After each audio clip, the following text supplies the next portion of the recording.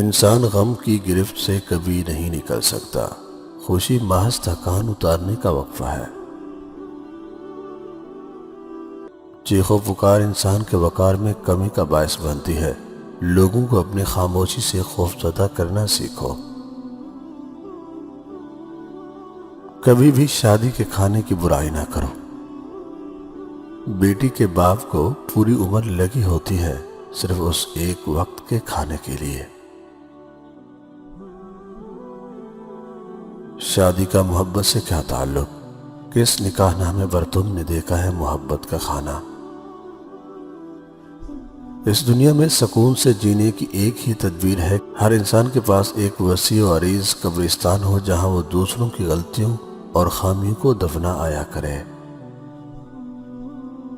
مرد ساری عمر جھڑکیاں کھا کر دھکے برداشت کرتا ہوا کفالت کی راہ نہیں چھوڑتا۔ مکان بنواتا ہے، پردیسوں کی مٹی پھانکتا ہے۔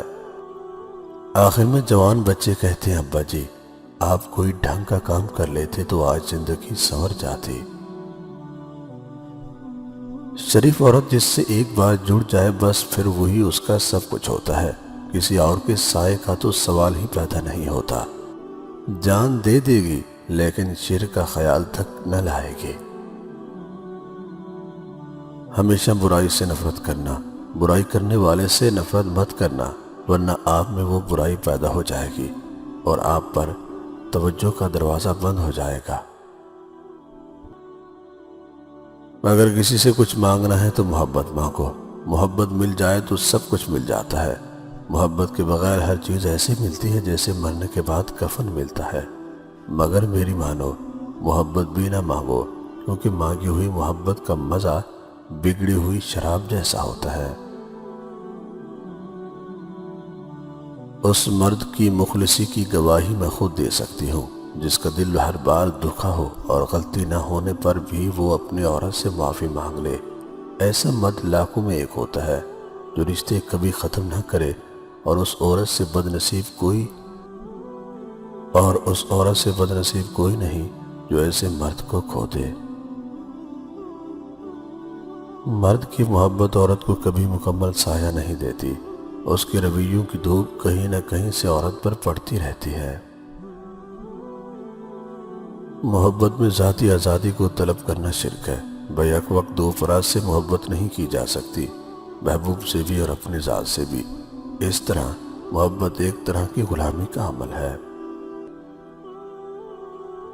غم کی ایک بڑی خوبی یہ بھی ہے کہ انسان کو نرم کر دیتا ہے اور اپنے حقیقی خالق رازق اور مالک کے قریب کر دیتا ہے۔ ایک دن تم پیچھے مڑ کر دیکھو گے جن چیزوں کے لیے تم فکر مند تھے وہ تو بہت چھوٹی تھی اور تم بڑا سمجھتے رہے۔ جس نے نبھانا ہوتا ہے وہ ہزار غلطیوں پر بھی معاف کر دیتا ہے اور جس نے نہیں نبھانی ہوتی وہ ایک غلطی کو ہی بہانہ بنا کر آپ کو چھوڑ دیتا ہے۔ اگر آپ نے کسی کے کردار کا اندازہ لگانا ہو تو یہ دیکھو کہ وہ ہنستا کس بات پر ہے۔ زندگی کے آدھے غم انسان دوسروں سے غلط توقعات کر کے خریدتا ہے۔